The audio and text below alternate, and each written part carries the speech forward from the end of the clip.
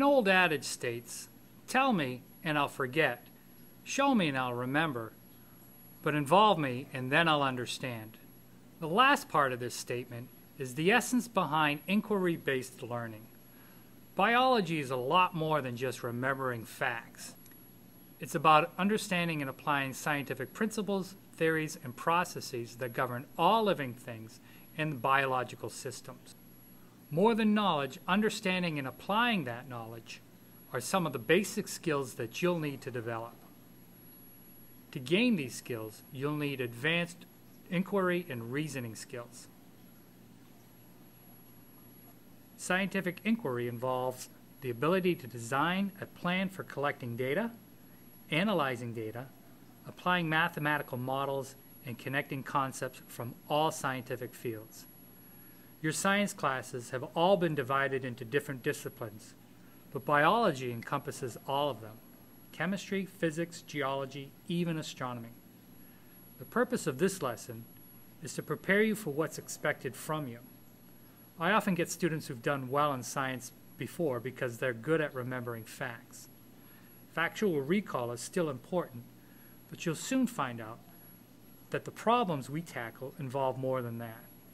The simple answer can't always be found in the book, online, or even from a lecture. You'll be required to use your knowledge to understand the biological world.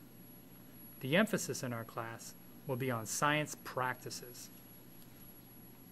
A practice is a way of applying knowledge and skills in order to accomplish a goal. The science practices enable you to identify the right evidence and use it to develop and refine testable hypotheses and predictions.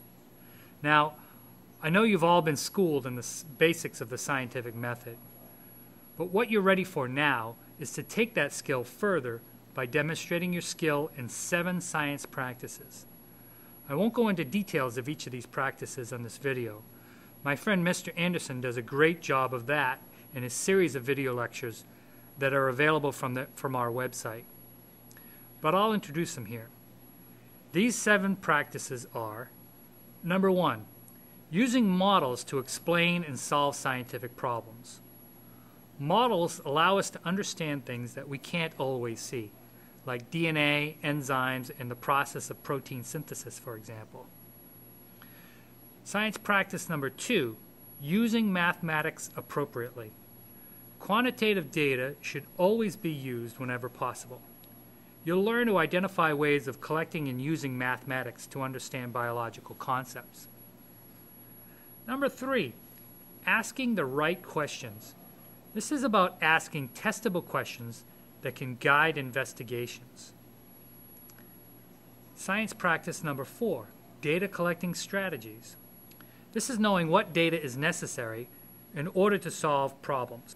Using that data to explain answers involves your ability to justify how data fits, develop hypotheses, and design experiments, and then evaluate that data. Science practice number 5, analyzing data. What's the data telling you? Reading and making of graphs to identify patterns in data is important, and then making sense of it all. Science practice number 6, the use of existing scientific explanations and theories.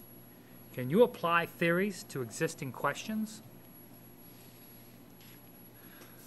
Science practice number 7, connecting knowledge from many different science disciplines in order to make connections across various scales, concepts, and representations in and across domains. Okay, this one's a bit heady, but I promise to help you with this one. Scales deal with connection over size, time, and complexity.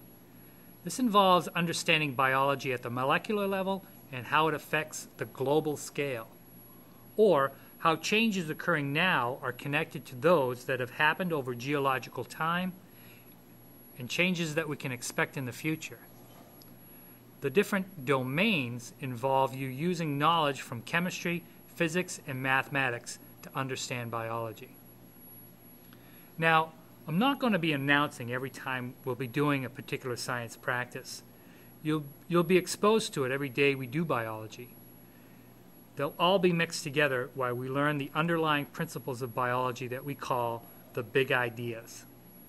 The big ideas encompass the core scientific principles, theories, and processes governing living organisms and biological systems. Here they are. First, big idea number 1, evolution. The process of evolution drives the diversity and unity of life.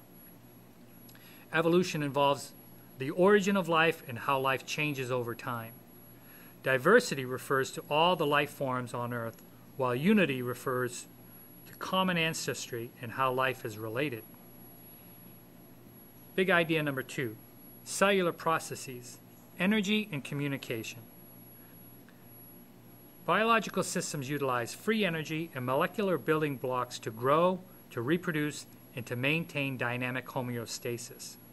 This is perhaps the broadest of the 4, in that it deals with the flow and use of energy, cellular parts, how they work and are regulated. Big idea number 3, genetics and information transfer. Living systems store, retrieve, transmit, and respond to information essential to life processes.